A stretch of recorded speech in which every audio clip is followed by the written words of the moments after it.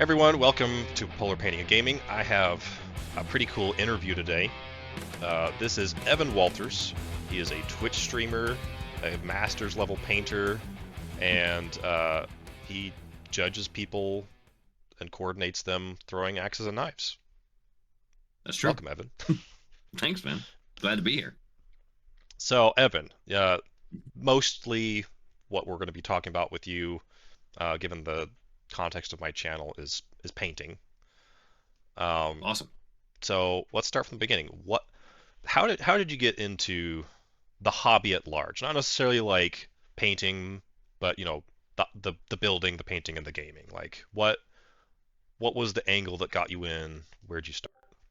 So it's actually I'd never really done anything. I mean, when I was like really little, I would like draw and color and stuff, but I never really did anything particularly artistic. Until I was about 6 or 7, and my family moved to like one town over, essentially. And it was a town we hadn't really been in very much. And so I didn't so we never really went there very often. I didn't know that they had a store that sold miniatures and paints and hobby stuff. And but we decided, because it was our first day there, to go downtown and just explore a little bit and get some dinner, because we hadn't unpacked anything.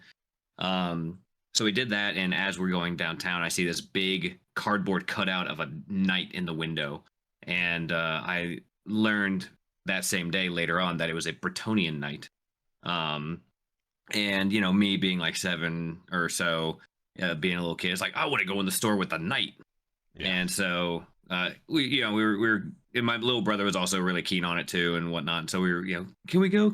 And they're like, after dinner, and luckily they were still open. They were actually like about to close when we walked in, but they let us like stay around and kind of explore a little bit, which was nice of them. But I had never experienced anything like that before. I'd never seen. They had comics, miniature games, board games, all sorts of stuff. It was literally just called the hobby shop. And so, I was just kind of like absorbing everything and just in this like state of awe the entire time. Seeing, back in those days, they had metal blister packs of miniatures hanging up on the walls and stuff. So, I was just like, freaking out about it. It was having a great time, but they were closing. And so they were like, okay, we got to go home and whatnot. And I didn't have an allowance or anything like that at the time. So I was just, I was like, well, okay, maybe we can get some at some point, that'd be great. And it was literally the next day. My dad came home late from work, and we were all kind of like, why is he late? Like, we're supposed to have dinner. And it was because he went after work, went out of his way to go back to the hobby shop and just pick up a bunch of random models and a bunch of random paints and just gave them to my brother and I. And here I am like 25 plus years later. Yeah. So, that's super cool. Had you ever like even played like board games before that? Nothing outside of like Candyland and like Chutes and Ladders and stuff. Sorry, or Life, I think, was probably the most advanced game I'd played at that point. Okay, yeah. So really nothing leading up to that point. So when you got these models, I'm assuming you painted them up.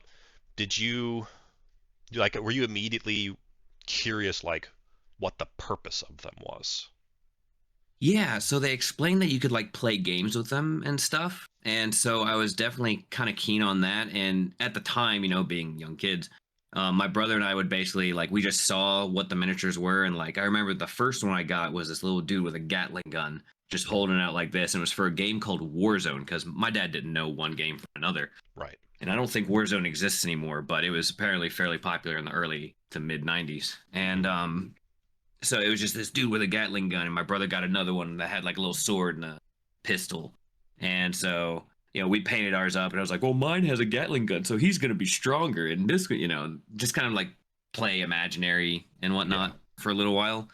I didn't really understand that there was like a full set of rules and stuff until my birthday later that year. I wanted more miniatures. Yeah. And my parents didn't really know what to get. So they just kind of like they went to the store and they're like, so what are people playing? What can we do to like introduce our sons to these games? Mm. And they sold them a box of the starter set of Gorka Morka.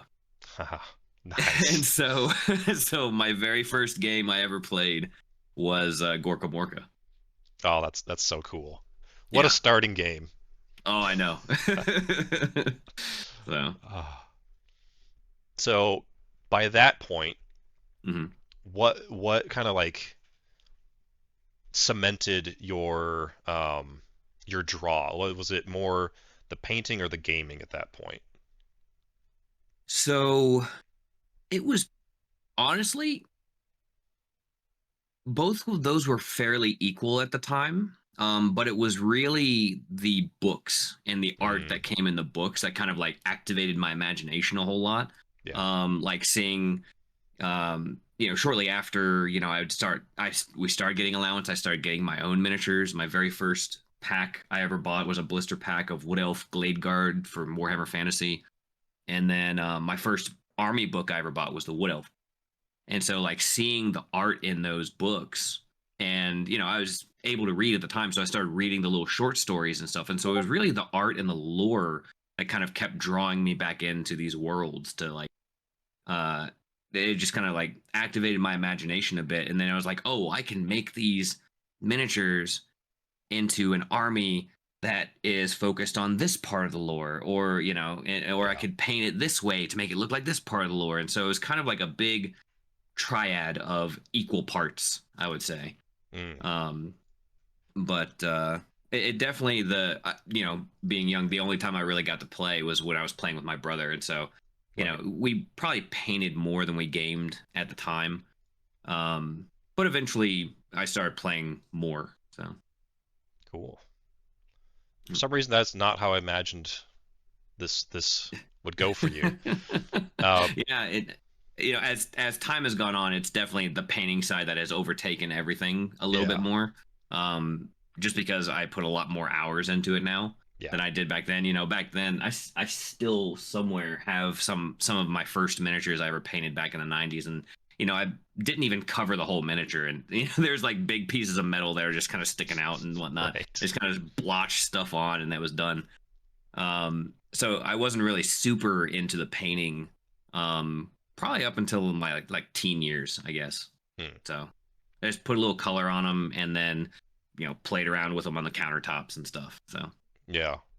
At what point did you like recognize other people's ability compared to your own and think like, man, I want to paint better. I want my miniatures to look like theirs. so it probably started a few years down the road. My for my birthday, uh up in Baltimore, they used to do Games Workshop used to do convention. It was Games Day, and it was once a year. And so I convinced my dad to get us a ticket, and I was like, we could just go up for like 2 days during the weekend. I'd be really cool. I get to play some games and see some stuff. And so and I was able to sell him on it because they had a parent pass. Basically, if Mm, you had someone under the age of 18, you would get a free pass just to go in. You wouldn't be allowed to like play games and stuff, but right. you basically were chaperone. Yeah. And so I was like, you could get a chaperone pass, and I could get a pass, and I could play games and stuff. And my brother had kind of gotten out of it at that point. He wasn't super keen on the hobby much anymore, but I was still into it. So I asked my dad for my birthday if he would get me a ticket and take me up there, and he did. And that was when I saw the Golden Demon for the first time. Mm, That painting competition. And I also had like a White Dwarf subscription back then too, so I'd see the really cool paint jobs that were going on. As every month, that was like the coolest thing to look forward to in the mail. It's the only mail I ever got. yeah. So being a kid, Yeah. now I dread it. But um but at the time it was really cool just seeing the different levels and stuff, but I didn't really take it super seriously even then, up until probably my third games day. It was 2003, I think. And I decided, I was 15. It was my very last year to be able to enter in the Young Bloods competition. Mm, And so I decided I wanted to enter the young bloods for Golden Demon, and so I painted up an Eldar avatar, as fiery as I could at the time, and at the time it was absolutely my best paint job. I put freehand on the bottom banner thing, and I got a runner up. Like I got in like the top 5. Nice. But that was it. And so Yeah. but even still, that was pretty cool. Yeah. At the time. So that's the So last time I entered the Golden Demon. yeah. Well, maybe make a return one day. Yet. I was going to say, yeah, it's gonna happen sooner than later. Yeah. So that was your first real painting competition. Yep. When did you look to another competition to enter again after that? Over a decade later. So I kind of put I kind of continued to paint for a little while, and at that point I was still gaming. I used to in when I was in high school, I got a job at a local game shop, and so I was painting and playing other games as well, like War Machine and Confrontation was probably my biggest game that I played the most. But I still played Warhammer Fantasy and 40K, basically anything I get my hands on at the time. Yeah. And I was trying to kind of push the limits, but it wasn't really until Confrontation came out, because that game back then kind of changed the miniature arts scene, because no one had industry-wise had done non-metallic metals before. Yeah. But all of their miniatures were painted by traditional artists and not miniature painters. Right. And so they didn't know they were metallic, so they just painted non-metallic metals and, put cool freehand on their models. And so that Confrontation, like in the early thousands, just bumped that bar so high. Yeah. In comparison to what was around at the time. And so I was really starting to try to push myself that direction. But then as I got later into high school, I think they stopped doing games day, so I didn't end up going to those anymore. And I ended up essentially, well, I started also doing more high school activities. Like I started doing martial arts and traveling for that and whatnot. And it kind of went on the back burner a little bit. And then I got to college and I realized that I needed to put up most of my hobbies in order to focus on schoolwork and graduate, because I had a really bad grade semester. And I was trying to do all the fun stuff. Yeah. And I was like, okay, I got to put aside video games. I got to put aside miniatures and stuff. I got to really focus in on getting my degree. So I did that, then kind of continued on with that into finding my career and all that stuff. And it wasn't until basically 2020, long story long, that I in 2020 I decided I wanted to get back into it. I'd collected so many miniatures and just not painted any of them, just because life was busy with work and all that other stuff after college. But in 2020 I was like, I want to go back and do this thing that I wanted to do as a kid in high school and really start focusing on it. And so I started streaming on Twitch, and the whole reason I started doing that was so I could hold myself accountable to a schedule to paint, basically. Because if I had people who were tuning in and expecting me to be there, I had to be there and I had to be working on stuff. So it kind of held me accountable to set aside hobby time to do. So, but yeah, I would say about just over 5 years ago is kind of when I started like really pushing to take the hobby and the painting side of the hobby seriously. So yeah. And what event was it that pulled you back in to that sphere? Like I said, it was mostly, it was the pandemic helped. I mean, like specifically like a paint competition that you entered into. You're like, I see. I see that one coming up. I'm going to paint for the. But yeah, that certainly helps. Yeah. So that gave me a lot of free time, because you can't do. I basically was furloughed for about 10 months, so I had a lot of time to get the stream up and running and start painting and try to start knocking out my backlog. And at first, I was just kind of painting random stuff that was fun. But I decided to get back into the like competition side of things in, I guess it was 2022. Yeah, it was 2022. And it was because there was a competition hosted by a company called Creature Caster called the Resin Beast. And even though I had been out of the scene for so long, I still kept up with it. So I would still I still would follow all the miniature painters on social medias and stuff, and I would like pay attention to when competitions were going on. And so it was just kind of like in the background of my life before then, up until I started taking it seriously again. So it's always been around and I've always been kind of paying attention to it. But I remember Adepticon used to have a competition called the Crystal Brush. And I had always had dreams in my like not painting stint. I'd always had dreams of going and entering the Crystal Brush because the grand prize of that was like $40,000 or something crazy. Wow. It was insane. But it did not last terribly long. I think they only had like 5 or so years of the Crystal Brush before they stopped doing it. But that was at Adepticon. And so I'd always heard that Adepticon was kind of the place to be for miniature painting and competitions and stuff. And after the Crystal Brush went away, that's when to my understanding, that's when the Golden Demon came in to be hosted at Adepticon specifically.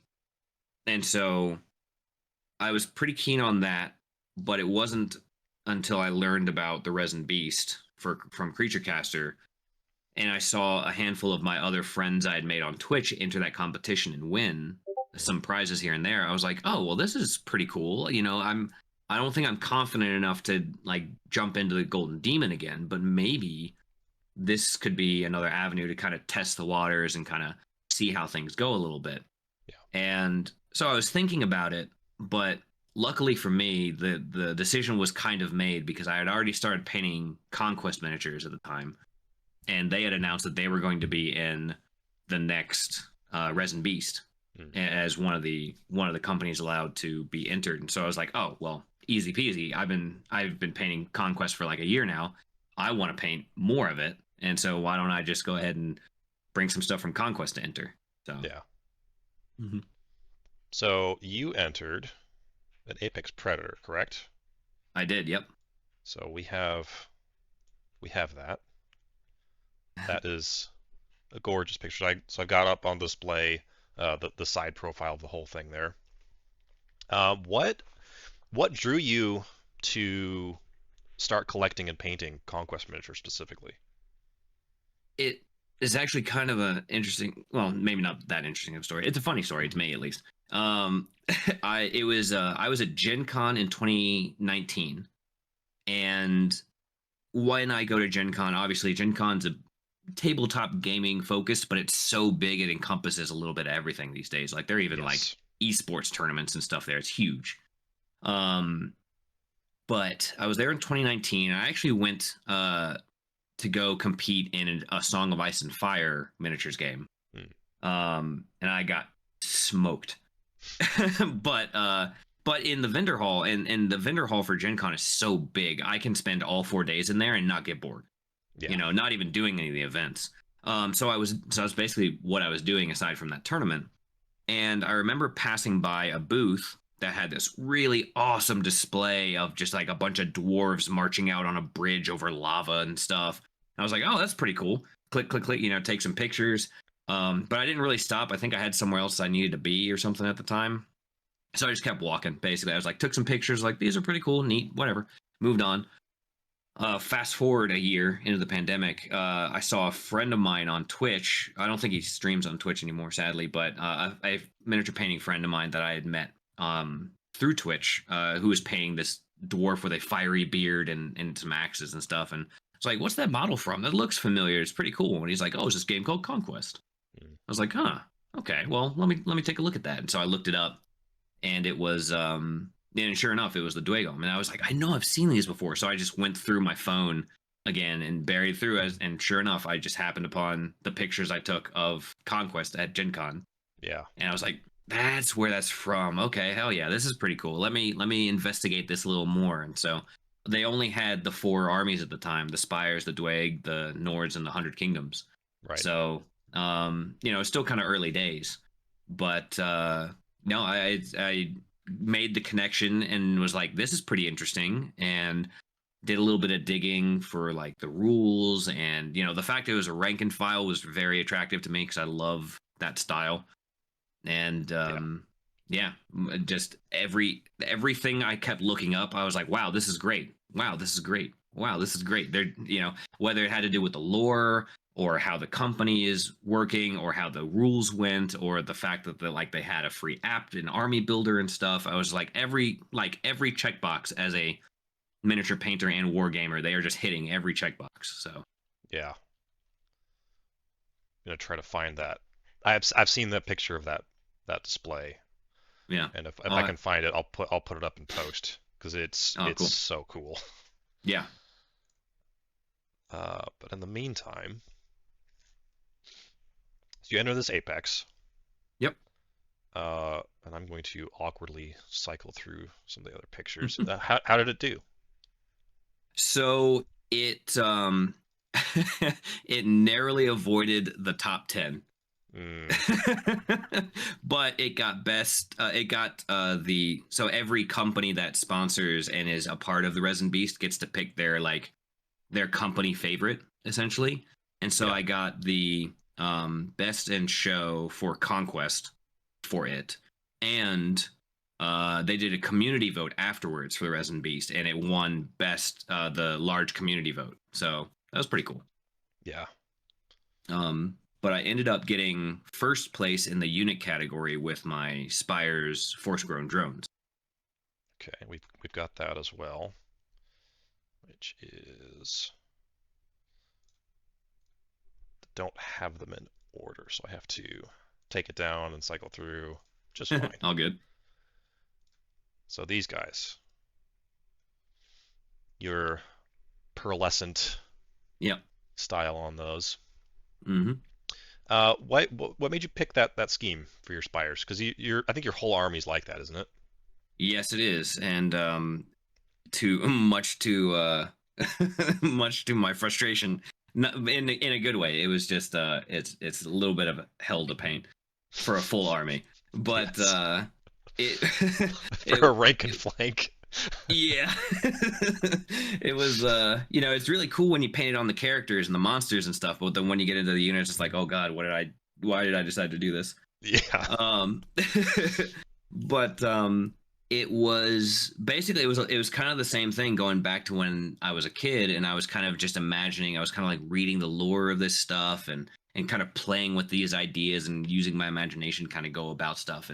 And when I was reading the lore of the spires, they have these giant vats where they make these clones. Well, they also grow their armor and stuff like that. So to me, I was like, well, it makes sense that the official color scheme is very bone looking because Mhm. it's kind of like growing these bone shields and bone spears and stuff. But I was like, but they are technically like these kind of ostentatious space elves of sorts, the exiles are.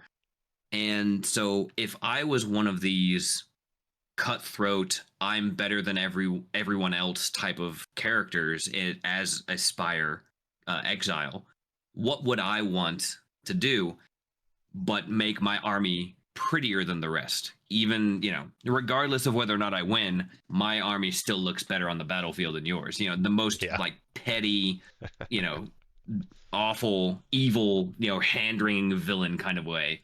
Right. And so I was like, okay, so I don't want them to just be like this drab kind of bone and rags and stuff. I want him to be, just pushed up enough, like still, kind of rags and stuff, but just something subtle that could have worked into this um, mass production of clones and armor and arms and stuff. So I was thinking, okay, so we have bone as kind of like the official scheme. What else can be naturally grown that looks pretty? Mm. And so I started kind of just like doing a little bit of research, and I was like, okay, so we have bones, you have these nice ivories, and there's some different colored ivories and stuff. So that's kind of neat. But why don't we go a step further? The abomination in the spires, for example, they talk about in the lore how it's grafted with an ant to help help it like help them control it a little bit. And so I was like, okay, so maybe let's move on to bugs. And so I started looking up like beetle carapaces and, like bug shells and the iridescence that you would see on that. And I was like, those are pretty cool. And like on a larger scale, like a human scale, yeah, a bug's exoskeleton would be really pretty decent armor, but it doesn't really look like that.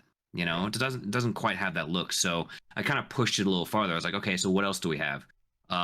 Crustaceans, crabs, things like that. So I checked out some crabs, and they had some pretty cool color schemes and stuff, and this chitinous, natural armor. And then eventually I was like, oh, well, you know what? Clams have a great shell, but that's where pearls come from. Pearls are naturally grown in clam shells and stuff. So why don't I just go with pearl? That seems like something that would be ostentatious enough to just and subtle enough to be like, okay, we grew this, we figured out how to mass produce and grow this type of element essentially, but it's just pretty enough to be like, you have the bone armor, that's so last year, that kind of thing. So Right. so it was just kind of researching through the natural world while kind of incorporating the lore of the spires is kind of what landed me on doing this like pearlescent arms and armor. Yeah. Man, and it looks incredible. Thanks. At what point, if any, did you start to regret this decision? Oh man, it's pretty much as soon as I got done painting that unit. Just the one forest-grown drone. Yeah, just the first unit I painted. I was like, oh no. It was so in painting a full army, especially when you have some little twist like that takes longer than everything else, I kind of realized that what I needed to do was to focus on one part really well, and then the rest I can kind of phone in a little bit. And so that's what I did. There's not extravagant basing on them. It's just kind of like, your dirt with a few little tufts of stuff here and there. Nothing too crazy. It's perfectly fine tabletop standard. Yeah. And then, for their rags and stuff, I just found a complementary color to kind of a pearl look, which was kind of this purple color, like kind of purples and greens kind of complement it pretty well. So I just went with that, but I don't go terribly in depth on painting those or working up the base. I just do it to the point where it looks okay. Yeah. And then I do like the focus on the pearl. And that helped a lot. It was still a bit of a pain, but that ended up helping a good bit. Yeah. Oh man. Let's see what I got coming up. So what drew you? Maybe you already answered this, and I just don't remember. What drew you to the spire specifically? And like tagging on to the end of that, like what draws you? What sculpts draw your attention that you're like, oh, I want to paint that? Sure. So when I first got into it, again, it was kind of early days. There was only the 4 armies, and each one thing I really like about Conquest is like every army, every faction has a basis in either history or fantasy that we're accustomed to, but with a twist. There's just like something that kind of twists it and kind of really makes it unique and makes it its own. But it's familiar enough that you can kind of harken back to stuff that you would normally see. Like there's knights, and they're human knights, and then there's like the Nords, which are essentially Vikings, but with that fantasy element. So they have trolls and Vargar and Jotuns and stuff. So there's always like these little twists to each army. And at the time, in general, when it comes to fantasy stuff, admittedly, I like the pretty stuff the most. Like my first like army that I ever did was Wood Elves back in the Warhammer Fantasy days.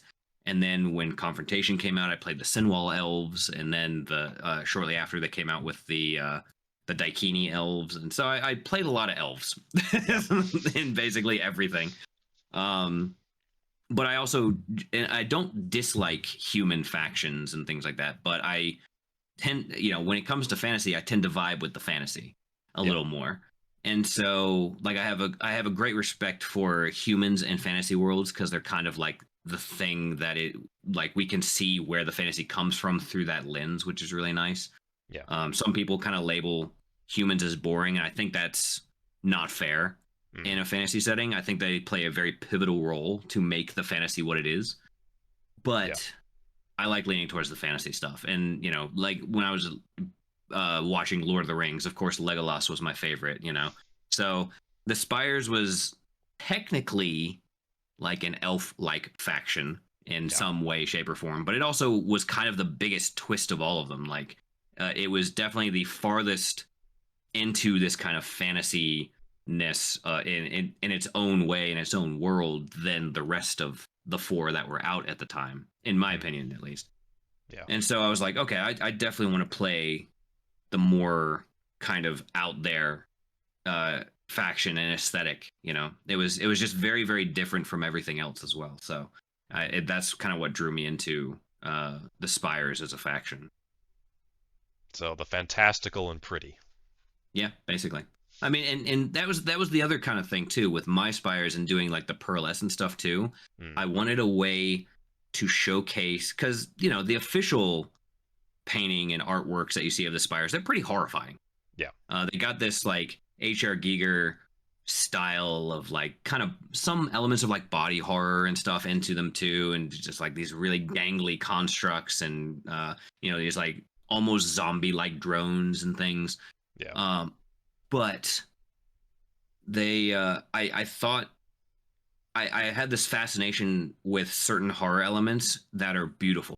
Like Mm. this is it's really interesting to see if you can in I don't know if I necessarily did that with my Spires, but I like trying to push in that direction of, wow, this is really beautiful, but if you take a moment to think about it, it's horrifying.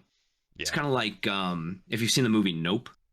um Mm. there's Jean, I think they call the monster Jean Jacket in that movie, and every scene with Jean Jacket is gorgeous. Like this monster looks like almost like an angel. Mm. It's depending on how it looks at the time, in certain parts of the movies, but it's just so beautiful to look at, but also horrifying because it's the monster and it like eats Right. people and things like that. So I really love that kind of juxtaposition of the beautiful and the horrifying kind of mixed. So I thought the body horror Geiger-esque style of the Spires played into that really well, with the fact that they were also elves, and at one point in time they were like essentially kind of these high elves. They were very aristocratic, and you know um they're like some of them that have like these big old curls in their hair and stuff on their body. You could tell that they're really going for this kind of beauty, but it's just so alien at Yeah. the same time. And so that really kind of helped out picking the Spires and being kind of inspired to do the pearl stuff as well. Right. Man, I really like hearing that aspect because Mhm. I've seen the body horror of them. Yeah. I hadn't necessarily focused on that beauty aspect, but as you're describing it, I've had the privilege to have some conversations with Stavro, Mm-hmm. and putting that together with like what he has described of things, Mm-hmm. it really completes the picture. Yeah. Especially for spires in this case, Yeah. of how there's horrifying, but there's beauty to it. Like it Mm-hmm. really like that. It is really subtle. Like it is really easy just to see them as like body horror, or it's really easy just to see them as like these weird aliens. Yeah. But it's kind of one of those things where if you just kind of focus in on it a little bit, you're like, wow, I can see that to them, this is beautiful, or this, that kind of thing. And so it's definitely not. You kind of have to dig a little deeper than surface level, I feel like, with that faction specifically to kind of get at that point. But once it kind of clicked in my head, I was like, oh, this is why this faction is really. Yeah, man. And I see it, especially in your work. Your work definitely brings that out. Appreciate it. That was the goal. Um, what about so for instance, we have have some other pieces from you. Let me Mm-hmm. pull them up. Uh, I'm just gonna scroll through. So, for instance, we have, I believe you call her Nomelia. Oh yeah. So, Yep. like, what's the draw with like this piece, for instance? So that Because there's one definitely was, some fantasy there, right? oh, for sure. Yeah, it was actually, it's kind of a funny story. That one was not really one that I intended to pick to paint, but she's been my star all year, to be honest. But so I actually got contacted by some other pretty prominent miniature painters and award-winning miniature painters in the space, and they were like, "Hey, we're thinking about doing this little thing for the Nova Open painting competition, where a bunch of us get together and we have these 3D print files from the Warcraft Rumble mobile game, Hmm. and if you're interested and you want to paint one up, just paint it for the Nova Open. And basically, what we're going to do is we're going to have an alliance team and we're going to have a horde team, and uh, everyone's going to paint their stuff to the best of their ability and try to get as many medals as possible, as we always do. But whichever team gets the most medals is going to win in the alliance versus the horde." Right. And so I was like, you know what? I've never done something like this before, but it sounds like a fun challenge. And I'd really like to get to know these other amazing painters a bit better anyway, because I didn't know them super well, but I knew them pretty well. And so I joined in to do it. And so when I was playing Warcraft back in the day, I played Alliance because Night Elves Right. is not terribly You elf surprising. lover. Yeah, exactly. I'm a full on Leaf lover over here. Yeah. But so so I chose them intending on picking a night elf character. Mm. But we were going through and all of us were trying to find a fair way to just kind of like random draw on who gets to pick what, and uh if we needed to go to that, we basically had like, they were like, okay, pick your first favorite, your second favorite, your third. And I was looking through all the miniatures that they had, and they're very stylized, very cartoony, um, which is also something I'd never really done before. So it's kind of a fresh step for me to try something new. And I was looking through all of them, and there wasn't any that were really just like popping out to me of just like, hey, this one should be, I want to paint that.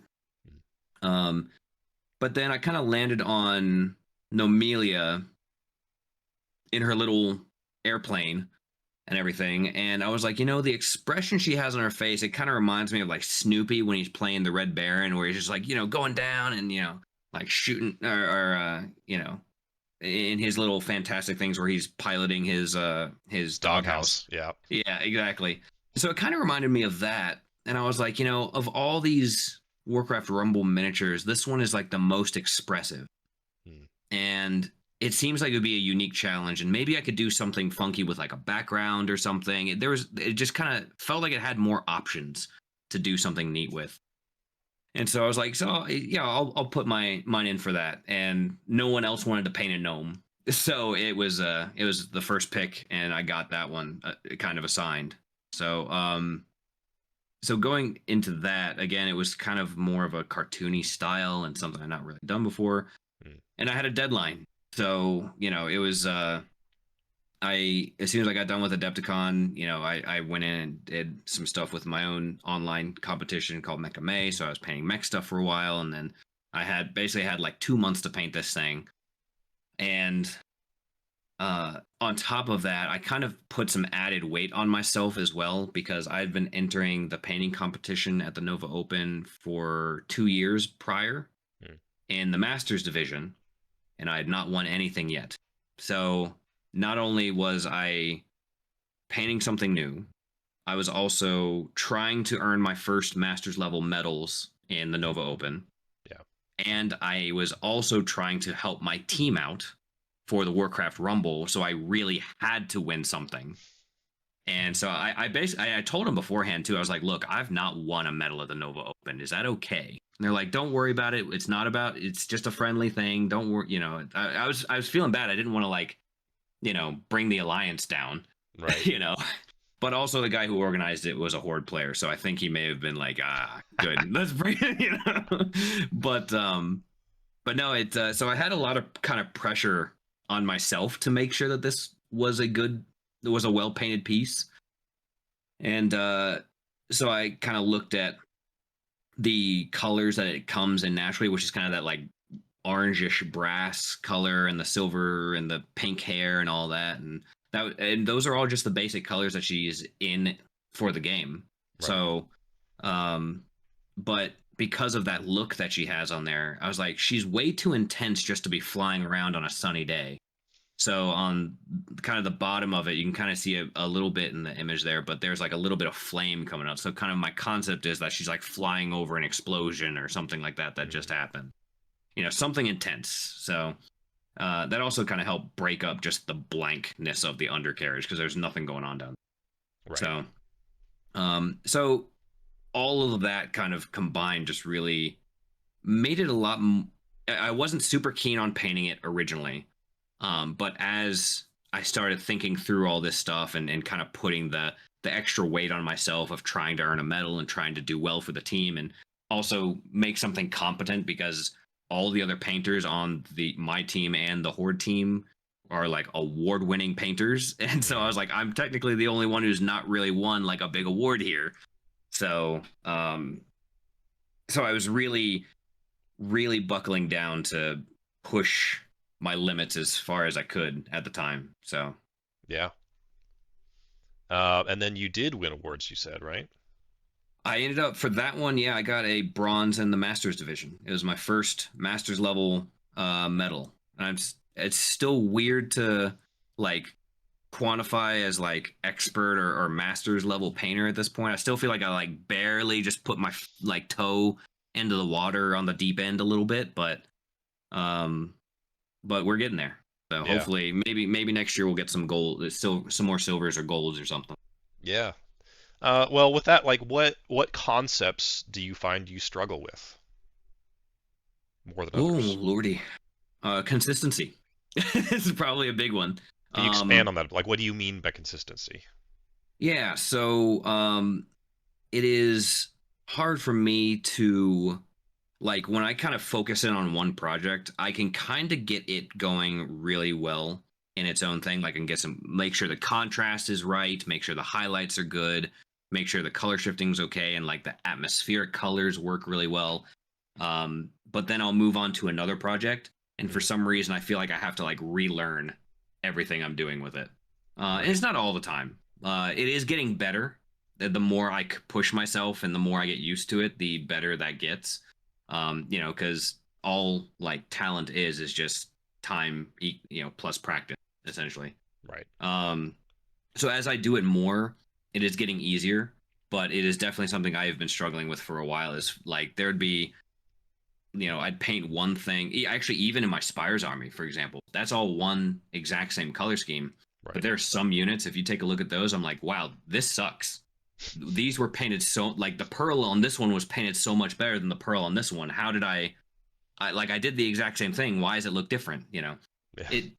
But also that's just probably me being nitpicky, I guess. But it is, I like to, that's one thing I've been trying to focus on is getting more consistent results with stuff I paint. But it also depends on what you paint. It's like sometimes I can paint something in just a few hours, like on a Colors of Conquest stream in a single stream, and it looks pretty good.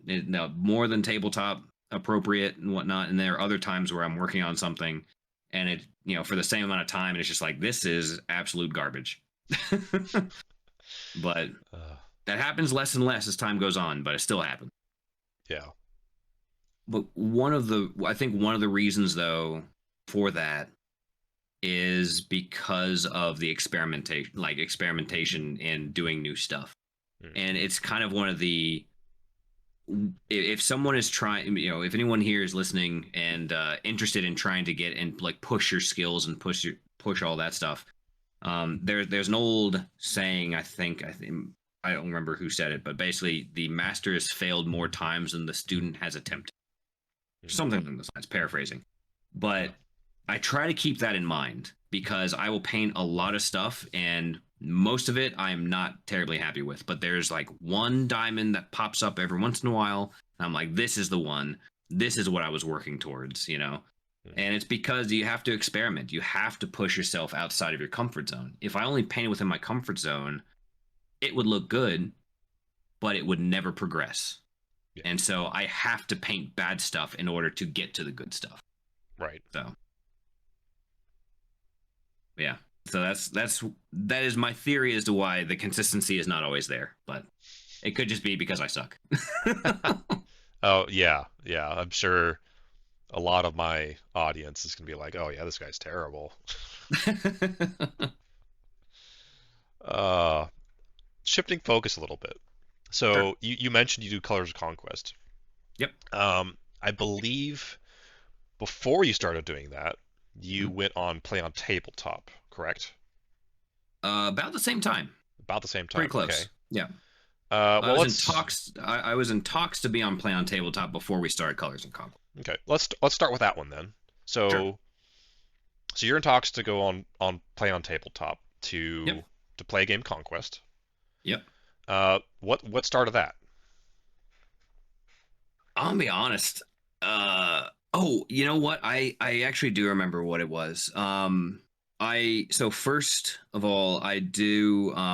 So they had already done a few Conquest uh episodes on Play on Tabletop before, Right. and I remember my friend and another streamer who goes by the moniker of Dr. Rhino, and he and I started streaming at about the same time, and so we're pretty close, and you know we hang out at conventions and stuff when we can. He's an absolutely amazing dude, but he has just the best personality of like meeting new people. I'm a bit shy, admittedly. Like I kind of turn on a little bit better for like conventions and stuff, but I am so jealous of how he's so easily able to make friends. Yeah. It's real it is a talent that I don't have necessarily. It's not for lack of wanting to. It's just, you know, I'm shy. So Right. but he has this way that just like brings all the best people around, and he can just talk with them like, you know, it's anybody else. And so he got invited to go on Play on Tabletop, and he had actually done a few. Well, by now I know he's done a few episodes with them, and he told me that he mentioned me by name to them about Conquest, and they were Yeah. looking to try to find someone to collab with Conquest at some point. But it didn't. That was basically all I had heard up until the Resin Beast when I went to Adepticon for that, because Play on Tabletop was covering the Resin Beast as just an extra little highlight. It wasn't a battle report. It was just kind of every once in a while to do an episode kind of outside of their norm. And so covering the painting competition was one of their things that they were doing. And so I went to Adepticon, entered my Apex, and all that stuff. But before I did that, Dr. Rhino pulled me aside. He was like, "Hey, I'm going to introduce you to the Play on Tabletop guys. They're covering the Resin Beast, and I know you're entering it. So I want to make sure that we interview you for your entries." And I was like, "Oh, cool. Yeah, let's do it." And so I did that. And they were, even though like they showed off my Apex, they even had it on the cover photo. I was just like, that was just like mind blowing for me at the time. Yeah. Still is. And so I did a little interview, and it was pretty cool, and they featured me in just I was I was the only one that did not. So they were primarily focused on the large competition, because that's really the big one, both in actual size but also the one that is the most entered category for the Resin Beast. Right. And because they have lots of really cool big monsters and stuff. And so that was kind of the particular one that they were covering the most. And I entered my Apex, but I didn't win. But they still featured it in a few shots, and I was the only one that didn't win an award in the large category that they like actually had on screen talking about, you know, my entry anyway. Yeah. So I was like, "Oh, that's so cool." You know, even though I didn't win, they still like put me in there. That's really cool. But it wasn't until probably about almost a year later, they had just a random Instagram post and they're like, "Here's all the cool people that we featured this past year. Who would you like to see? Who else would you like to see on Play on Tabletop?" And I remember someone else tagged me in a comment for it. And that same day, I got a message from Play on Tabletop saying, "Hey, uh, we remember you from the Resin Beast, and we know that you're real big into Conquest, and we're looking for someone to collab for Conquest. Mm. Do you want to do it?" I was like, "Nah, no, I'm kidding." I was ecstatic. It was kind of one of those like pinch me moments, you know. So, but yeah, so they just reached out on Instagram and asked if I wanted to do it, and I said, let's set it up. So, uh, we didn't end up getting it really going though until about a year later because I had to finish painting my spires. Right. I had one unit painted I had two units painted when they initially contacted me about it, and I was like, okay, it's going to take me a while to finish painting this army, but when I do, I would love to do it. And they're like, okay, just let us know. And thankfully they held up to it because that's one of those things too where someone can say, yeah, sure, I'll do this, and forget about it, and a year passes or so and it just ends up being nothing. And that happens pretty much all the time, and especially in like social media and stuff like that. But I was really lucky though because I reached back out and I was just like, hey, I'm almost done. Do you guys want to maybe set up a date or chat or something like that? And I didn't hear back for like probably about 2 weeks or so. But again, they have a very popular Instagram and they probably get messages all the time. Right. And so I was like, it's probably just, they missed it or something. It's no big deal. Maybe I'll follow up a little bit later. But after a few weeks, they contacted me back and they're like, hey, absolutely, let's do this. So worked out pretty well. Yeah. Do you intend to collaborate more with them in the future, or is that just kind of like a one and done? I would love to. But one thing before and we had talked about, and they said that I had kind of an open invitation if I ever wanted to try something else again, and they wanted to do some more Conquest.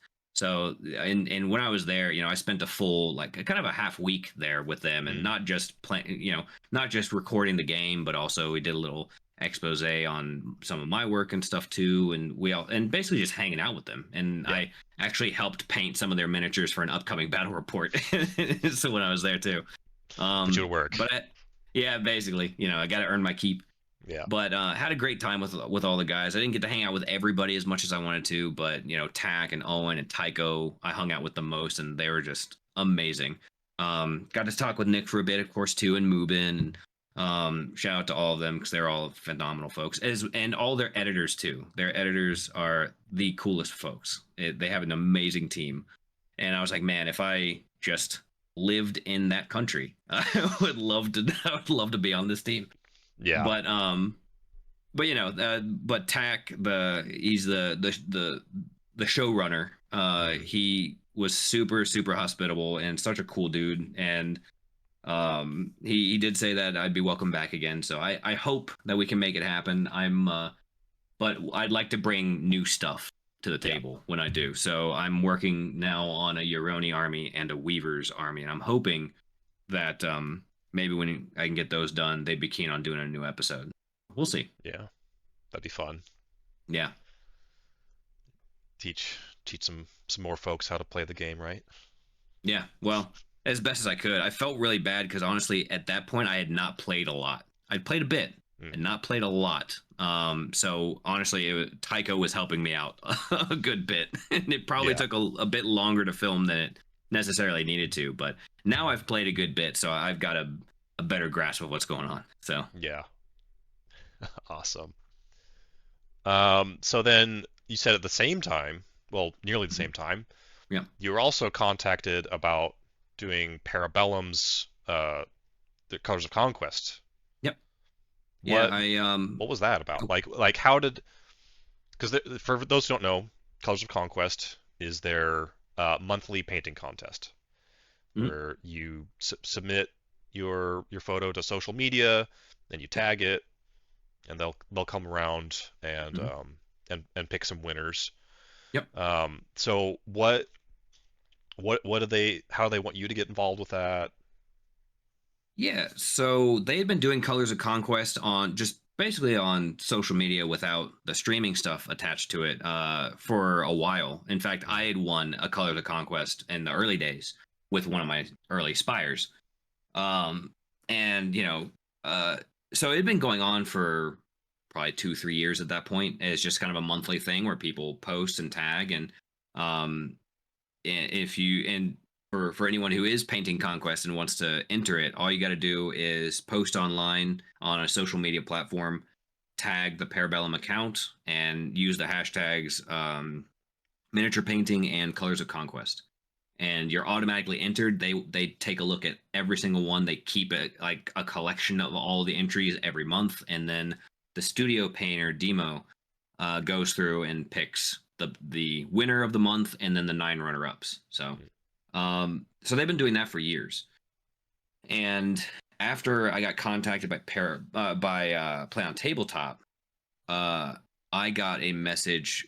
I got an email from Daryl at Para Bellum, and he was like, "Hey, so I heard through the grapevine that you might be going on Play on Tabletop to play some Conquest. Uh, I'd love to talk to you about some ideas I have. Are you interested?" And I was like, "Well, of course, absolutely. What can we do?" Um, so he's like, "Well, I'm going to be at Adept because this was like probably 2 or 3 weeks before Adepticon. He's like, "Are you going to Adepticon? Because if so, let's meet and chat." And I was like, "Yeah, let's do it." So went, spoke with them for a bit, and basically we were just kind of throwing ideas back and forth. He's like, "We really want to kind of beef up Colors of Conquest a bit," Mhm. and we just started doing our happy hours on Twitch too, and we know that you stream on Twitch a lot. What would you be willing to maybe help us boost up the Twitch channel a bit and bring in some different content in there, because we don't really have anyone who does like steady painting content or anything, and Right. we'd love to get that. And I was like, yeah, absolutely, let's see what we can do. And so we basically kind of brainstormed, and I was like, well, why don't I just kind of host a monthly kind of show. We'll call it Colors of Conquest. I'll paint a bit, and then I'll just reveal the winners of the monthly Colors of Conquest on there, and Mhm. um, just kind of have that be like the initial announcement before all the social media posts goes out there. And so Right. yeah, they basically were like, that sounds like a great idea. Let's get that going and see what we can do. So that's what we started. It was just a monthly stream that I still do with them. It's a ton of fun. They try to show off stuff that's like upcoming primarily, just so people Right. can get excited about new models. So Of course. typically I'll get whatever the model is, usually a few weeks before it hits the shelves, which is kind of cool. But just to kind of get everybody kind of prepped and ready and hopefully jazzed up about doing that kind of stuff, and then they repost it on YouTube so people can see kind of how I go about stuff. And in it kind of helps me out a bit too, because I'm often just kind of focused on competition Mhm. painting and really kind of pushing the bar on that, but I often forget that you don't need to go that far in order to have great looking minis. So it really kind of helps me bring it back to being like, let's just make some really nice looking tabletop stuff. Yeah. So but yeah, that's basically how it kind of came about. Is they heard through the grapevine that Play on Tabletop was going to be a thing, and uh, we were initially thinking of trying to see if we could work with them to do something like Paint on Tabletop or something, Mm. as kind of a larger collab. But we figured we'd keep it a little easier and just kind of work in the Colors of Conquest stuff and just kind of move that forward. So Right. yeah. Makes sense. Hmm. Um, Now I don't know if you could share this, but Hmm. um, is this partnership looking to increase in any way? Are you looking to do more? They have looking to have you do something else in addition to this stream? So we have talked about some extra stuff. I would like to do more. That is for sure, because I love Para Bellum and I love Conquest. So the Yeah. more I can do of it, the happier I am. Yeah. But obviously, I have a full time job as well as doing content and things like that. So it's Yeah. really, it, if I could do honestly, if I could even do more than just once a month on their stream, I would do it. But Yeah. it is pretty time consuming, but in a good way, in a fun way. Yeah. I just kind of have to regulate to be able to, I'm just a little guy, so I gotta, Right. you know, um, but we have talked about doing some other stuff too, and I've mentioned it before to some folks, but we have talked about like a bigger painting competition, Mm. and that I can't go much farther into that than, but that is something that is being considered and trying to hopefully be figured out, so people can do something a little more than just kind of the monthly, Mm. online thing. Yeah. When they show up to an event, it'd be really cool to have just a big old case full of amazing painted Conquest stuff. So, Yeah. Yeah. There, man. uh, There are some amazing painters that oh yeah, focus pretty heavily on Conquest miniatures. So that'd be oh yeah, really cool to see yep, a more elaborate yeah, competition. yeah. And I know of a ton of competition painters that have some Conquest models, and they're basically just waiting. They're like, Mm. as soon as a competition comes up, then we're on it. So Yeah. it's something I definitely I'm hoping we will be able to get done and do sooner rather than later. But everybody's busy and things like that, so we're just kind of getting some initial things worked out with that. We'll see how it goes. Yeah. Understandable. Yep. So that's pretty exciting. Um, Yeah. so shifting gears again, you you play Conquest, I'm assuming. Yep. Um, Badly, but I do play. that's all right. Um, do you find yourself in your community? How much do you lean into the gaming with being more of a competition painter? So I, again, with full-time job, making lots of content, trying to paint for competition, stuff like that, all of which very time-consuming things. Mm. And so I don't game a ton, Yeah. but we have right now, we started up an escalation league to kind of get some folks into it, because we haven't had any Conquest around here yet. I've been kind of pushing for years, literally, to Yeah. get some stuff up and running.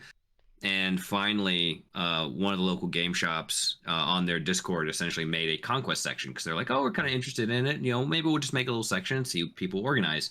Yeah. And so I just jumped right on that. I was like, "All right, who wants to play?"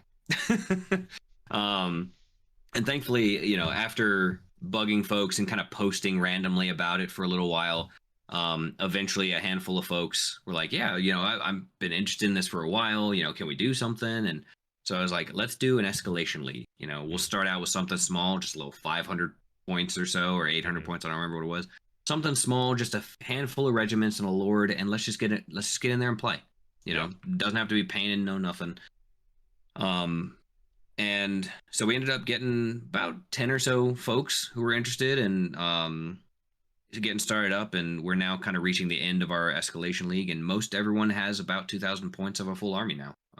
Awesome. And we meet uh, the official schedule is basically like every other week, but people are meeting in between, which is really nice. In Yeah. fact, I'm going to be doing that this week, so I can really only afford very few nights in general these days, but Yeah. with enough planning ahead, I can usually, do stuff, which is nice. But so I just kind of keep that in my rotation. And if I get an extra night, I just, hit up the Discord and be like, "Hey, who wants to go to the shop and roll some dice?" So, Yeah. but I'm at least there every other week. And I may not always play every time, but we're always just sitting there gabbing about Conquest while other people are playing. And Mm. we're all still, I probably, there's one other guy who had played in another area and moved over here, so he's very familiar with the rules. Probably even more so than me, to be honest. Um, but most everyone there is still kind of learning, so Yeah. we're all just kind of, it's very casual. But I try to make sure to bring them some prize support and stuff here and there. I got a bunch of lore books to give out to them here in a Mm. few weeks and stuff like that. So Nice. yeah. That's always exciting when a new community's doing well. And it sounds like you Mhm. guys are doing pretty well. Yeah, it's not too bad. Yeah. Um, do you mind sharing where you game? Yeah, no problem. In case So like I this video like maybe is like the tipping point for something like, oh, I will finally go check that out. Yeah, for sure. So I'm located in Southwest Virginia, and the game shop that I go to, there's a handful of game shops in the area, but the one that does Conquest is called Fun and Games. And if anyone's familiar with Virginia Tech, it's like right across the street from the university. So it's there's a nice little game shop in there. You know, they got comics, they got card games, they got board games. You know, a little bit of everything. But pretty solid group of folks over there. So if anyone is in Southwest Virginia and wants to hit up a Fun and Games, let me know. Very good. And I know the DMV area, it's got Mhm. a good amount of Oh yeah. people in the region playing the game. Yep. So it's cool that you've got that you can Yeah. potentially travel to some events. Yeah, for the longest time it was kind of funny because I would look at they have like a map on the Conquest site, Yeah. and I think we have our shop up there now. But if you had looked at the map before, it always just kind of gave me a chuckle because there was basically a big pocket of Conquest players up in Northern Virginia, up in the DMV area. There's a whole bunch of Conquest shops down in like the Carolinas and stuff. You know, a few spots of them in West Virginia and a few spots of them in like Central Virginia in the eastern part. There's just this big old blank space in Mhm. Southwest Virginia of just nothing. Yeah. And now, like right smack dab in the middle of it is the one little shop that's here. Nice. So, yeah, It's good. Good to see the yep, game grow. exactly. But does your community play other games? Like, is it pretty solidly Conquest, or is it a good mix of games being played there? There's a lot of games being played at Fun and Games. There's a pretty solid Star Wars Shatterpoint community. There was a very hardcore X-wing community until Fantasy Flight nixed that one, which shocked Yes. me to be honest. It still blows my mind. I've never seen like at tournaments and stuff, always packed. It's still to this day I have no clue why. Like there must have been something behind the scenes that just made it not profitable or something. But it's just crazy to me. Yeah. But That was the big game I was into tournaments for before yeah, Conquest. So yeah, there was so many folks meeting for that, and um, but you know, there's a pretty decent Warhammer 40K community there, and some Age of Sigmar players and stuff. A lot of RPGers. There's like a few tables in the back that people just RPG at almost every night. yeah. But I would say that it's probably about 60-40 card games to miniatures. So they have some decent miniature stuff, and they have a handful of good miniature gaming communities. But the card games are definitely that shop's bread and butter. Yeah. They have a really solid Pokemon group that plays once a week. Obviously, Magic the Gathering. Hmm. But then Universus also they have a pretty big group of doing that game, which is an older game, but has kind of gotten a nice revamp. So those are probably the bigger ones being played there. And of course, there's lots of comic book collectors and stuff that just kind of come in and hang out and stuff too. So Good um, variety going on there. yeah, a lot of different stuff. Very So nice. it's a nice little shop. I like it. Yeah. So focusing more on you personally, do you what are you trying to achieve coming up? Like, are you trying to like go the Duncan Rhodes route, and once you hit certain number of awards, come out with your own paint line? Like, what's driving you forward right now? So um, I definitely not going to come out with my own paint line. There are a million of them out there already. Yeah. And I I'm I don't need to reinvent the wheel on that one. Yeah. If I were ever to come out with a product, it would be something that I thought was fairly unique and that would actually help people. I'm not saying that anyone's stuff it doesn't. That probably sounded more barbed than I meant it to. We don't need But your paint, Duncan Rhodes. yeah. Oh man. Um but no, it's there's tons of companies doing excellent stuff with paints, with tools, with and even not necessarily in like the miniature fantasy and sci-fi communities, even like Gunpla and historicals and stuff. There are amazing companies doing great things. And so I don't see the need to do something like that. I wouldn't necessarily want to do something like that. I kind of am hoping in the future for me, if if I can find time to do content a little more consistently. Because I really like to start up like doing some YouTube stuff, which would be really fun. Right now, most of my content is either just streaming on Twitch or just making fun little dumb meme videos on Instagram Reels or TikTok. which are very fun. Oh, which are I've fun. I watched many of do them. enjoy them. I have fun doing them, but Yeah. it is not it's not really contributing anything aside from a few chuckles here and there, which I suppose is something. But I wouldn't mind if I was able to. I kind of told myself that I would not. I would do as much as I can with the content stuff as I'm able to while still having a job. And if I get the opportunity to move into doing more full-time content stuff and primarily focused on like painting and things like that, then I would. But I would have to be making like as much as I make in my job to do that, and that is likely not going to happen anytime soon. Right. Unless there are some pretty big shifts made. The I always get a kind of a chuckle when I have on like my Instagram profile, for example, I'm in like the creator fund for Instagram, and once a month I'll get a random email from Meta that says, "Here's your payout for this month for your, 300,000 plus views that you got on all your posts. Here's your 6 cents." I'm like, "Cool, Right. thanks." That's nice of you, I guess. Yeah. But maybe one day if it does end up making about as much as I'm making now, then I would just move into it full time. But I have toyed around with the idea because I've gotten a lot of requests recently, actually, about doing classes and or tutoring, which and actually I haven't really made any like full announcements or anything like that yet, but I am kind of dipping my toe in that water a little bit. I had someone ask if I would be willing to do that, and so as kind of a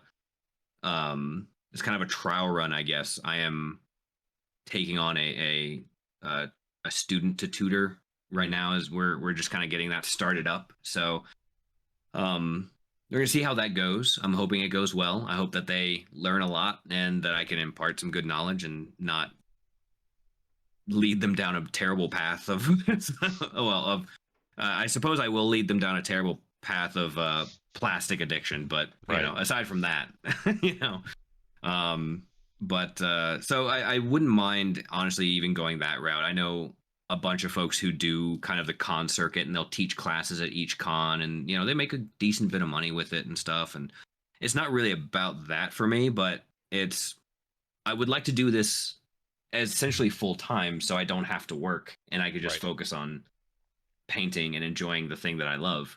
Right. But you have to make money in order to do that because Right. you got to eat. So Yeah. so it maybe one day, things will get bigger and I'll be able to do that. But for now, I'm just more than happy to collaborate with awesome folks, trying to make some content. And if I can, teach a person or two a thing about painting along the way, then that's fantastic. Yeah. Speaking of which, Mhm. if you had to like just quickly give a couple tips to folks, like Mhm. what are your favorite tips to share with new painters, that especially things you think that they haven't heard elsewhere necessarily? So they may have heard this, but I kind of coined my own little phrase to make this kind of an easier thing to remember. Um, to make good tabletop minis, all you have to do is what I like to call three-layer theory, and it's really just a fun little kind of phrase to keep it in mind. And I'm sure that it has like an official art name or something somewhere else. And the idea of it is taught and has been taught for decades now in the miniature painting space. But three-layer theory is kind of my way to, as a reminder to myself, that all you really need to have a good, solid tabletop miniature is a good shadow, a good midtone, and a good highlight. If you have those three things, then your minis are going to look great. And there are lots of ways to go about getting those three things, but it's just something to kind of keep in the back of your mind. It's like, oh, well, this many, like everything looks kind of blended together, or maybe they just did like one color in a dry brush. Well, you have your midtone, you have your highlight, but where are those shadows? You put that shadow in there, put that little extra bit in, and it's going to look great.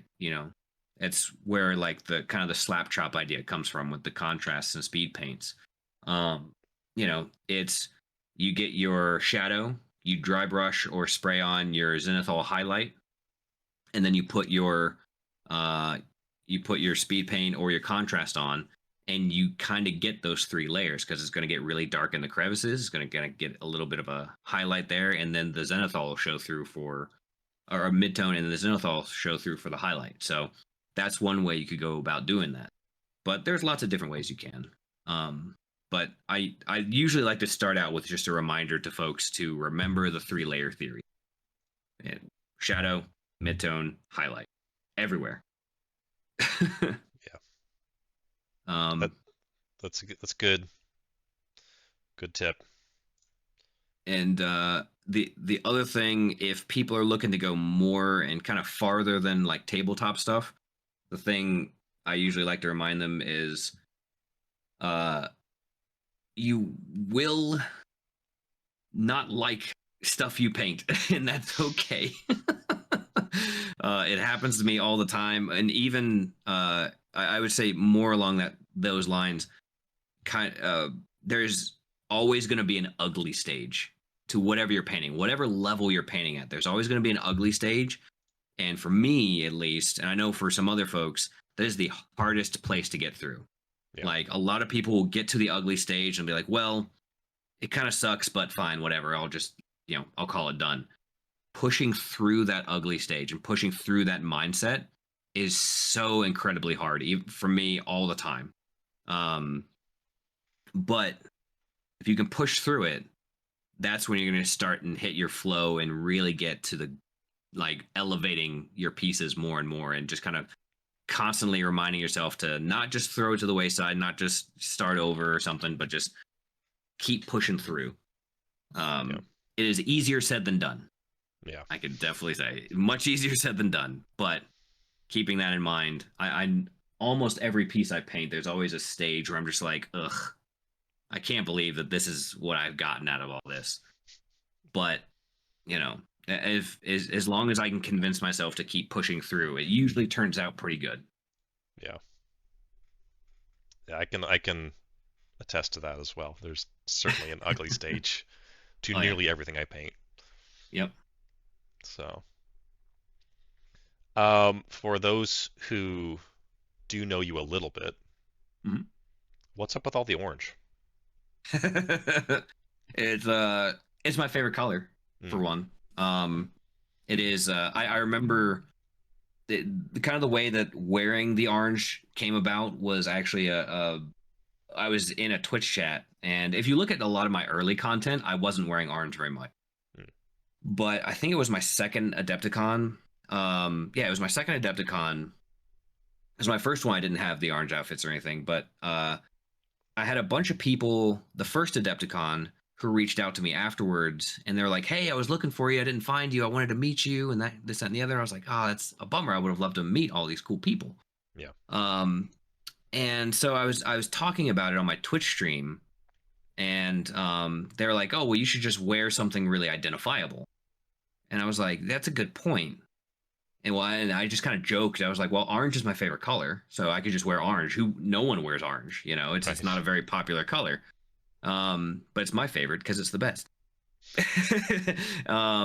But people don't wear it very often, so I was like, that would probably stick out, especially at a con like Adepticon or something where most people are just wearing black, and so it was it kind of started out as a bit of a joke, but then they're like, well, if I was talking with my Twitch chat at the time, and they're like, well, if you really want to get noticed, you should wear a full orange suit. And I was like, okay, that would be pretty funny, that gave me a good chuckle. And then I started thinking about it, and I was just like, you know what, they're not wrong. It would definitely stick out, and people would be able to like easily identify me, probably from across the room.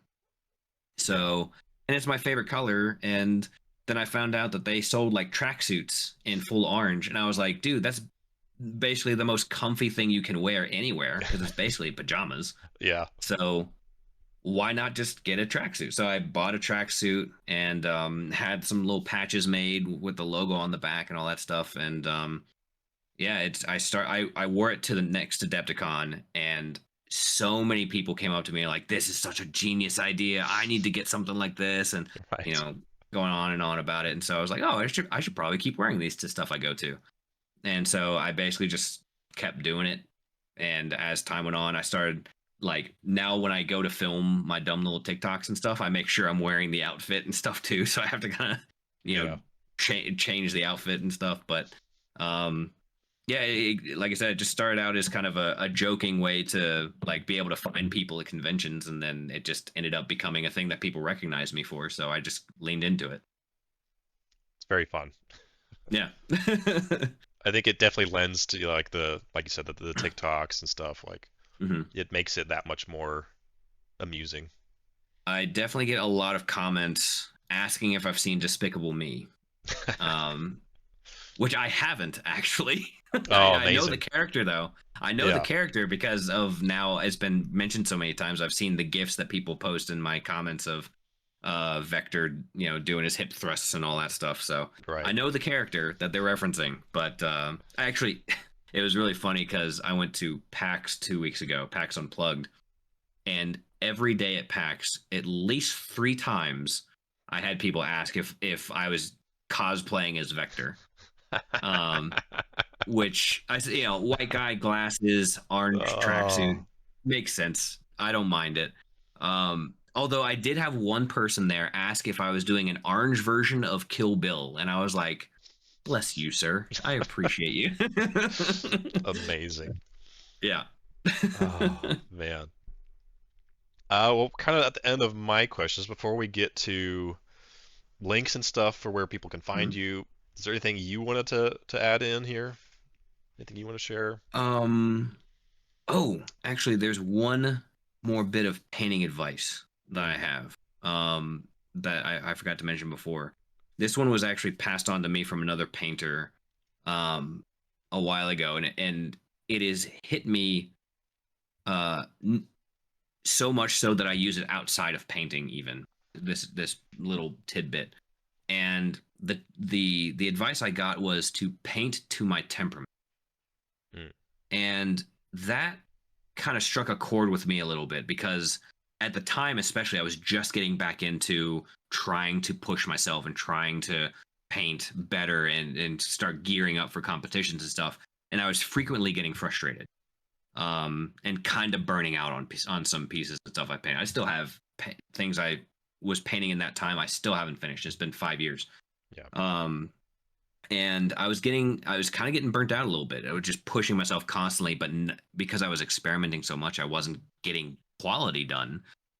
I was learning a lot, but I had nothing to show for it, and that was frustrating to me. Yeah. And then there's another miniature painter. I don't know if they do online content much anymore, but she's a phenomenal artist. Goes by Shoshi, and Shoshi told me that I should paint to my temperament.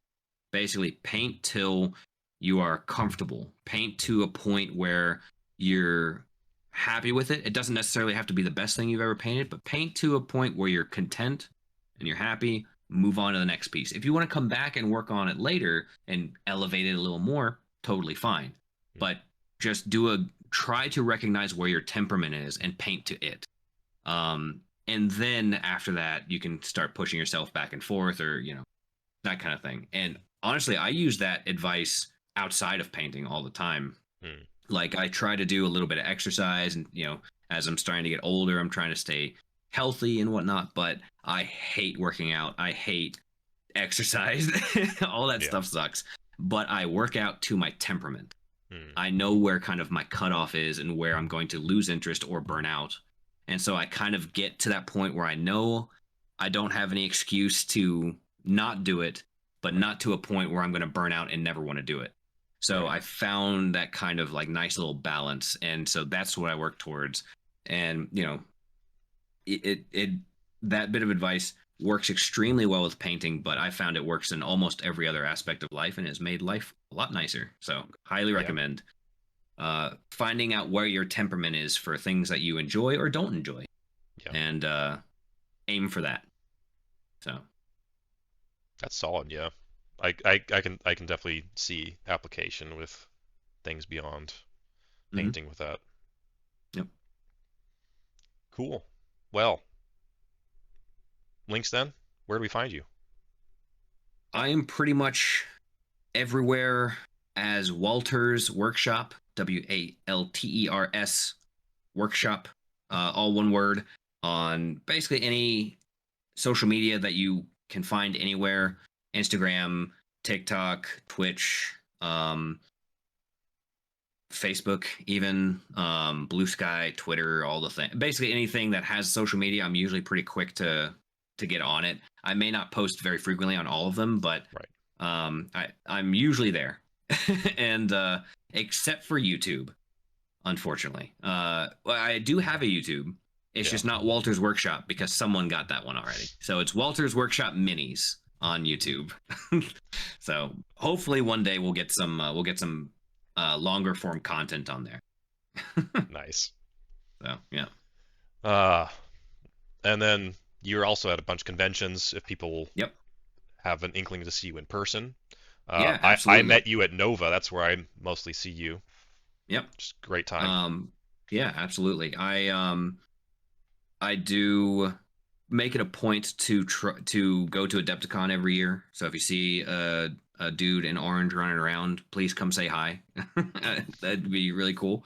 But Nova is the closest one, so that one is one I pretty typically go to as well. And I try to make as many other ones as I can, but those are the two that I can pretty much guarantee that I'll be at. Yeah. This year I was also at PAX Unplugged, and that was a ton of fun. I'm going to try to do that again next year.